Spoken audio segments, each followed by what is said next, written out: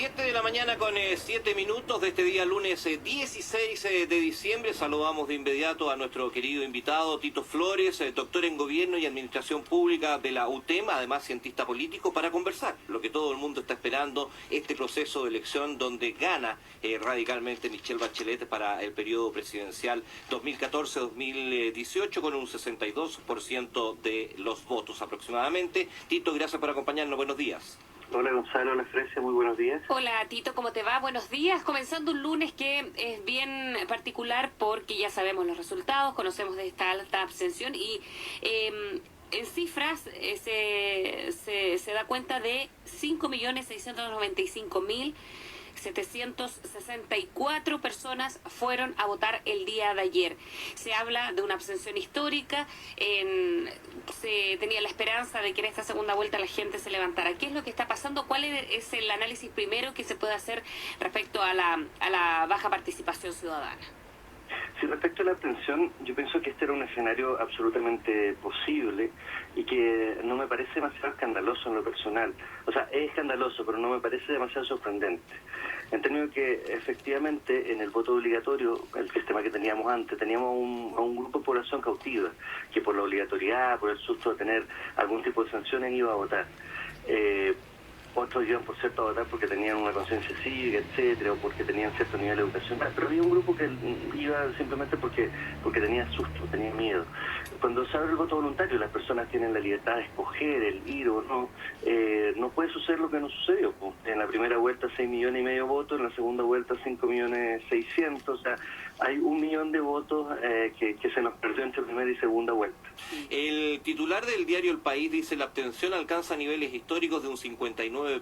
La participación en estas presidenciales es la más baja desde el retorno a la democracia en el año 1990. Tito, ¿es beneficioso para una democracia, para un país, el que se haga el voto voluntario? En primer lugar, respecto al titular, yo creo que es complejo comparar, porque como los sistemas son tan radicalmente diferentes, comparar lo que sucedía antes con lo que sucede ahora nos puede llevar a engaño. Por esto mismo que yo decía recién, hay un nivel de obligatoriedad que antes, si se quiere, nos teñía el tema de la abstención y no podíamos efectivamente... o sea, no podemos en definitiva comparar peras con manzanas. Yo creo que lo que hace el país allí es comparar dos cosas que son incomparables.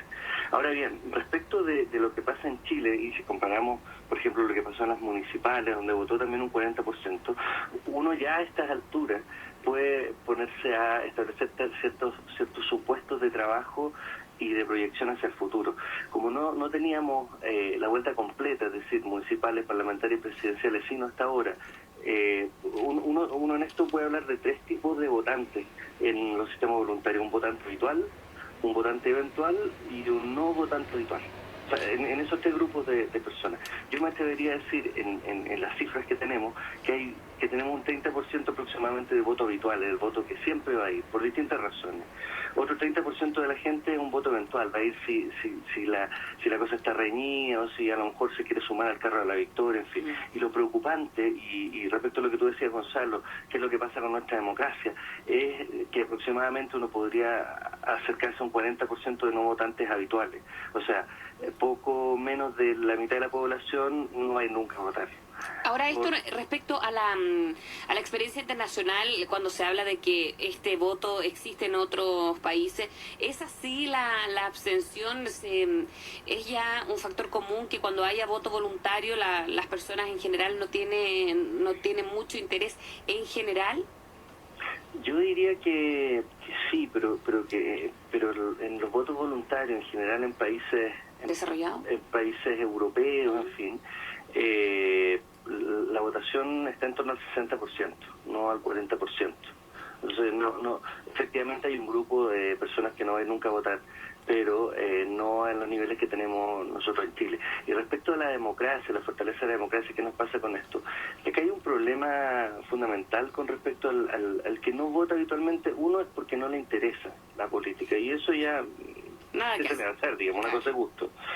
Pero hay otro que no vota porque no tiene ni los niveles educacionales ni los niveles económicos para hacerlo. O sea, es la gente que piensa probablemente que tiene que trabajar igual y que le da lo mismo un poco quien esté gobernando. Y esto tiene mucho que ver desde mi punto de vista con las características sociales que tiene Chile, con los niveles de desigualdad. O sea, piensa que hay gente que en realidad entre gastar 3.000 pesos para ir a votar la familia, si gana 180 o 200.000 pesos, es una parte significativa de su ingreso, no va a ir a votar. Va a preferir comprar el kilo de pan para la semana. Sin duda. Tito, hay un tema que evidentemente hoy día ya se comienza a hacer el análisis. La coalición está apoyada por diferentes movimientos políticos. Me refiero a Michelle Bachelet, demócratas cristianos, a comunistas. Hay un 40% que tú me estás diciendo y reconfirmas de que son votantes que no están presentes.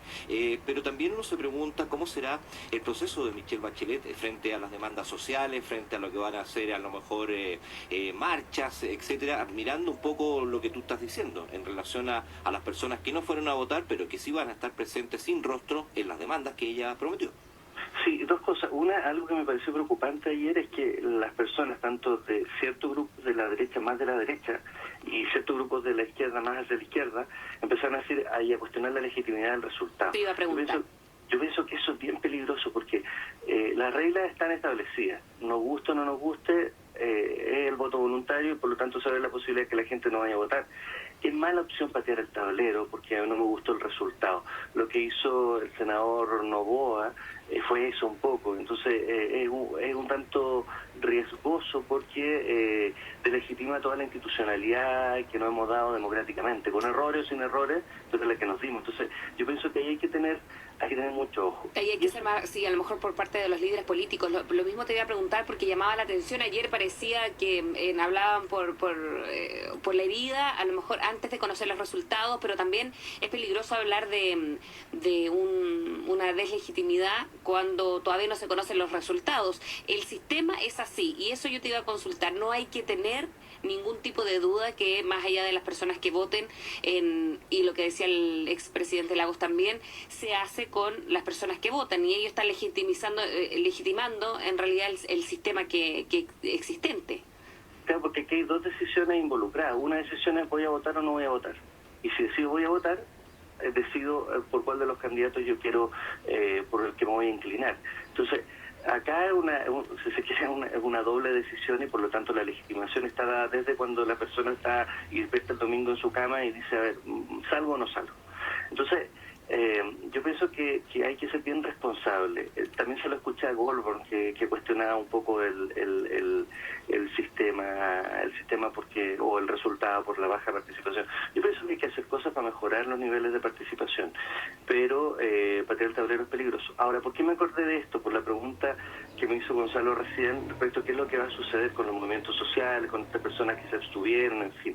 Yo pienso que acá la presidenta electa Michelle Bachelet hizo en su programa de gobierno establece 3 grandes reformas. Ella habla de profundas transformaciones educacional, tributaria y constitucional para combatir la desigualdad.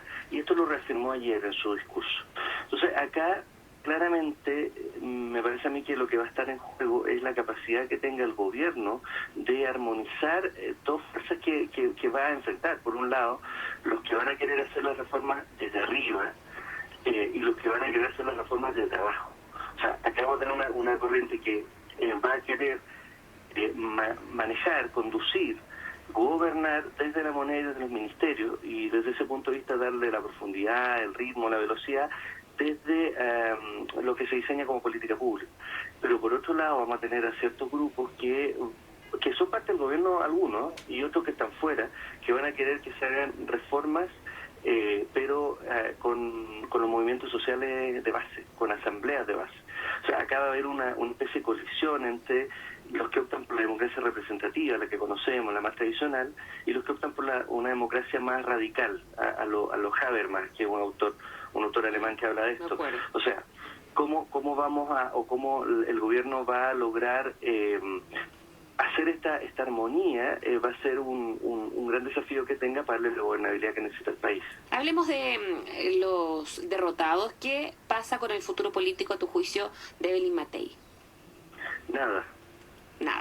O sea, yo creo que ya se va a dedicar a otro tipo de labores. ¿Al mundo privado ya, como lo han hecho hasta ahora? ¿O lo han anunciado? Perdón, no te entendí. Que si se van al mundo privado, como lo han anunciado, bueno, Pablo Longueira, ya Sebastián Piñera algo habla más allá de su fundación, todo el mundo ligado al mundo privado antes de este gobierno, pasan 4 años, ¿dónde se reintegran? Claro, o sea, desde mi punto de vista, entre Evelyn Matei y Pablo Longueira, Chile pierde mucho más con que Pablo Longueira se retire de la política. Absolutamente. Pablo Longueira, el mismo presidente Lagos lo decía ayer, es un gran hombre de Estado, un tremendo hombre de Estado, lo define así. Es un hombre que sabe política mucho, que es capaz de agitar acuerdos, que es capaz de tener posiciones más duras cuando hay que tenerlas, pero que entiende la política como un espacio en el que las personas tratan de ponerse de acuerdo para no llegar a otro tipo de soluciones. Entonces el líder, es un líder. La verdad es que la señora Evelyn Matei a mí me parece que es candidata presidencial y probablemente lo va a poder contar en su biografía, se lo va a poder contar a su descendencia, digamos. Pero no tiene una mayor trascendencia en términos políticos, porque no es una gran líder de la derecha. Ahora, Pablo Longueira anuncia que se derrota, pero ayer dijo en una declaración que la verdad es que no iba a estar tan retirado de la política. Yo pienso que ojalá no se retire de la política, porque es un hombre que a su sector y en general a la política chilena le hace bastante bien desde mi perspectiva. Ahora, un poco lo que estaba conversando en conferencia, hay que recordar también que Evelyn Matei desde el Senado ya comenzaba a decir de que estaba en su periodo político de término porque quería dedicarse a la familia, que había estado más abandonada, etcétera. Pero también hay que hacer el análisis de reconocimiento. Ella hace un gesto, a pesar de que lo que tú dices de la política frente a Pablo Longueira, él es un líder, ella hace un gesto que la historia se lo va a tener que reconocer. El hecho de una coalición desarmada que en último minuto toma una decisión de poder ir a un proceso de elecciones sabiendo lo que iba a ocurrir. Pero, o sea, sin duda, lo que yo hago es un poco extremar, pero en realidad hacia el futuro en lo político no va a pasar mucho. Si miramos hacia atrás, lo que ella fue capaz de hacer en ese contexto que tú describes, por supuesto fue importante para su sector, y que, como dijo su padre el día de ayer, la dejaron sola. Yo pienso que fue bastante así. En general hay sectores de Chile donde los senadores, por ejemplo en Lenza, no salieron en ninguna fotografía con Evelyn Matei porque no le sumaba votos. Entonces, desde esa perspectiva, ella asumió una campaña en primera vuelta bastante sola, en segunda vuelta se le sumaron más gente, fue un poco más explícito el apoyo, y es así como logra incluso movilizar a un 25% más del electorado que vota a su favor. Entonces ahí hay una capacidad de movilización, movimiento importante. Es que es bien curioso, Tito, porque cuando, por ejemplo, la vez pasada, el 16 de noviembre, cuando quedan 7 candidatos en el camino, después el tema, y lo conversamos incluso contigo, qué es lo que pasa con Marco Enríquez Ominami, qué es lo que pasa con París, incluso con aquellos votos en que se tuvo en harta mayoría. ¿Aquí qué pasa? ¿Dónde se canaliza eso? ¿Para un próximo candidato? ¿Para un próximo candidato RN? ¿Para un próximo Piñera? En fin, entonces, ¿dónde se canaliza ese voto de derecha? Que ya no sabemos si es tan de centro, si es más de derecha dura, ¿en dónde se canaliza eso? ¿Qué pasa mientras con una derecha molesta? Por supuesto, los electores de Matei están molestos, y si votan por Matei es obviamente porque no querían un nuevo gobierno de Michelle Bachelet. No, por cierto, hay un voto no es voto castigo, sí, pero claro, hay un voto de evitar, es más un voto contra que un voto a favor, probablemente. Ahora, yo pienso que la derecha y este caudal de votación se tiene que, o sea, la derecha tiene que hacer una revisión bastante profunda a mi juicio. En tanto, ellos ganan hace 4 años, ganan el gobierno, y ahora sufren una derrota parlamentaria muy importante y una derrota presidencial importante. Entonces la pregunta es, ¿qué pasó en estos 4 años? ¿El gobierno Piñera fue solo un accidente? Porque hace 50 años antes no tenían un gobierno de derecha, o efectivamente pueden ser competitivos. Y acá me parece a mí que se tiene que abrir un nuevo espacio para este grupo de gente más joven que está tratando de armar cosas, Evópolis fundamentalmente, Horizontal, en fin, una serie de personas que probablemente están hablando de esta nueva derecha, que es una derecha mucho más liberal, menos vinculada con ciertos rasgos autoritarios, y que por lo tanto creo yo que esos liderazgos son los que pueden ir consolidándose en estos 4 años, un poco de búsqueda que va a tener la derecha para poder ponerse frente a frente en 4 años más ante el candidato que sea de la Concertación. Obviamente tenemos la posibilidad que el presidente Piñera vuelva a presentarse, es una posibilidad que es bastante cierta, pero para que la cosa no sea tan personalizada, tan de individuos, sino que más bien de movimiento de ideas, el trabajo que han de hacer allí, me parece a mí, tiene que ser de hacer cuajar, perdónenme la expresión, de consolidar estos liderazgos que están emergiendo con bastante fuerza. Tito, dentro de esta evaluación, hoy día sin duda, comité político, La Moneda, etcétera, los presidentes de partido del lado de la derecha también van a tener que hacer su análisis. Llega el minuto del retiro de, por ejemplo, Carlos Larraín de Renovación Nacional, de Patricio Melero en la Unión Demócrata Independiente, y que lleguen estos rostros jóvenes que acompañaron a Matei en la última etapa de esta campaña. La verdad es que no pienso que don Carlos Larraín o Patricio Melero vayan a retirarse. La verdad es que no lo veo muy factible en el corto plazo al menos. Me llama la atención en este mismo sentido del análisis que van a hacer hoy día, es cuando la candidata Evelyn Matei parte diciendo casi que ella es la única responsable del resultado. Que se contrasta un poco con lo que había anunciado el presidente Piñera de los cuchillos largos que iban a ver ayer en la noche. Y por Dios que sonaron ayer. O sea, era todo desde la mañana, todos hablaban de los cuchillos largos. Exactamente, entonces ahí hay una paradoja en términos de que Evelyn Matei asume esa responsabilidad de la que hablaba Gonzalo hace un rato, como ya mira, yo lo voy a hacer porque no hay nadie más que se atreva a hacerlo a lo mejor, y por otra parte yo soy la única responsable de este resultado, sabiendo que hay muchos otros responsables, entonces a lo mejor poniéndose entre medio para que esos cuchillos largos no dañen tanto a su sector, por lo tanto hay con una cierta responsabilidad. Ahora, el análisis a mi juicio tiene que ver harto un poco con la estrategia, con los liderazgos de estos 4 años. Yo pienso que probablemente hubo errores de parte del propio presidente Piñera, tal vez, donde él la verdad es que él nunca fue muy popular, entonces él intentaba ser popular por ciertas cosas que no lo lograba hacer. Probablemente a él se le pedía más eficiencia que simpatía, y él buscó ser simpático y no tan eficiente, lo que a lo mejor puede ser una cosa que le pasó la cuenta. Ahora, pensemos también qué le pasa a una coalición que por primera vez gobierno, y donde toda la gente que tenía probablemente más de cara a la ciudadanía la tiene que sacar de allí para ocupar ciertos puestos en los ministerios. En fin, ahí hay procesos, yo creo que no solo tienen que ver con lo político de las grandes cúpulas, sino que también con la política cotidiana, la política que se hace en los territorios, en los municipios, en fin.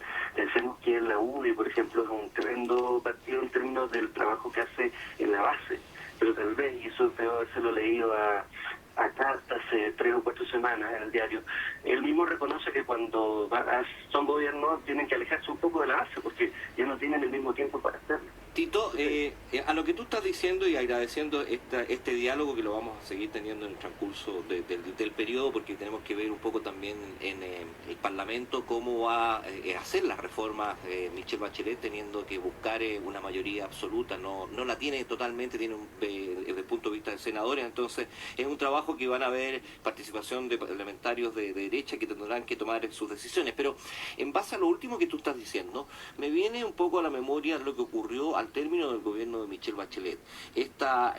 Estos lugares de trabajo dentro del gobierno que eran de cierta forma un pago político. Eso se corrigió en el caso de Sebastián Piñera porque hubo mucha gente que salió. Eso podrá ser ya una señal donde evidentemente quienes lleguen a los ministerios, a las subsecretarías o a los perfiles más medios sean gente eficiente, técnica, más que pago político. Es que hay varios modelos en la estructuración de los estados en este sentido. Hay, por ejemplo, en el caso británico existen los cargos de confianza y existe los servidores públicos, que es toda una estructura que es independientemente de los gobiernos de turno. Cuando se crea acá en los 2000 este sistema de la alta dirección pública, también tenía un poco este sentido de que no fuera tan por la voluntad política el hecho de que tú llenaras los cuadros que necesitas en el Estado. Ahora, ¿Qué es lo que pasa con esto? ¿Cómo hacer la combinación, la mejor combinación entre estas dos cosas? Bien esencial. Porque no olvidemos que el Estado es, de cualquier modo, y los gobiernos son expresiones políticas, es decir, expresiones en las que las personas y la ciudadanía se inclinan por cierta manera de concebir o de entender el quehacer, lo que se va a hacer como país. Entonces, en este punto de vista, yo pienso que Chile no es un país tan clientelista. O sea, efectivamente hay una proporción que se ocupa, una proporción de personas que las distintas autoridades electas, desde el municipio hasta la presidencia, van a tomar por favores políticos, entre comillas, pero es menor. O sea, no es Chile de los 50, donde allí sí que el pago de favores políticos era bastante enorme. Es más, el gobierno de Piñera no sacó a harta gente, pero no descabezó todo el sistema público, digamos, en absoluto. Dejó a muchos funcionarios trabajando en los ministerios, en las reparticiones públicas. Entonces, yo pienso que hay un cierto equilibrio que hemos logrado y es parte de nuestra cultura política. Que se pudiera avanzar más en eso, yo pienso que sí. Hubo un error de parte del gobierno de Piñera cuando desconoce ciertos resultados que se habían logrado en la alta dirección pública. Esto se hace por concurso público y todo, pero me parece que después eso logra corregirse y no pasó a más. Entonces, probablemente tenemos que llegar a una mejor combinación, pero el nivel de técnico que tiene el Estado actual hoy día con esta configuración es bastante alta, es uno de los mejores de la región en términos de la calidad de las políticas públicas. Y la calidad de las políticas públicas no solo tiene que ver con el diseño que se hace, sino que también con la manera que se implementan. Y allí los cuadros que tiene el Estado chileno yo diría, son de lujo. Bien, Tito Flores, queremos agradecerte por haber estado con nosotros. Larga conversación, pero había mucho que analizar después de las elecciones del día de ayer, de la segunda vuelta. Gracias, Tito, que tengas buen día. Igualmente, Felicia Gonzalo, muchas gracias a ustedes. Un buen día y gracias, Tito. 7 de la mañana con 29 minutos.